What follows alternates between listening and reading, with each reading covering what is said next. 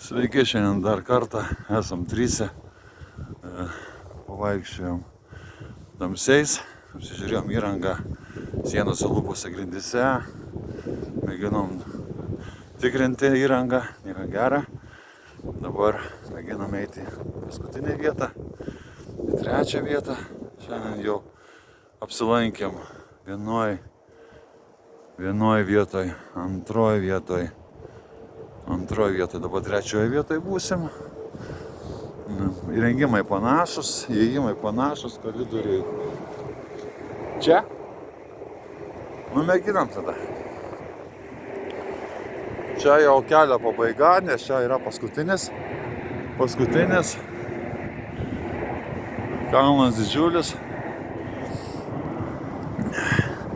Šiandien su manim grupės nariai Linas, Miša, praeities peslių grupės nariai, aš administratorius Aleksandras Simėnas. Tad mėginsim, dabar prieinam arčiau, prieinu biškį. Ale praėjimas tai sunkus, nes jau sniegą privarė, tai jau daima, tai nieks nevalo. Šitas, ne? Pro apačią, matai, pralindims vis dėlto yra. Čia reiškia irgi kažkas saulės lysta yra. Ką bandom? Vienam pralysti, naiti, pasižiūrėti, jeigu tas pats viskas grįžta atgal, kam visiems eiti. Čia vis tiek nieko nebus. Jeigu... Klausykit, jeigu pamatysit laiptus į apačią, pirmam aukšte, laiptai į apačią bus, tada ne... Linai, jeigu rasi laiptus į apačią, viskas, grįžk atgal. Atsargiai. O šitą daugiau neįmanoma? Atsargiai.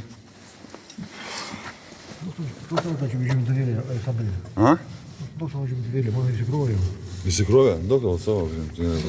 Pas manęs tai. Silpnai šiandien. Aš šitą stiprų į namuose palikau vienės. Ant stalo palikau. Pamiršau paimti šį. Į telefoną paimk, arba du savo telefoną, duok šitą didelį. Tegu telefoną pasiim, arba šitą. Vo.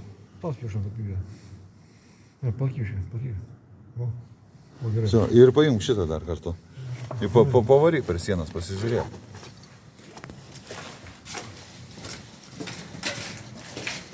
Ar tas pats ar ne? Laiptai yra į viršų?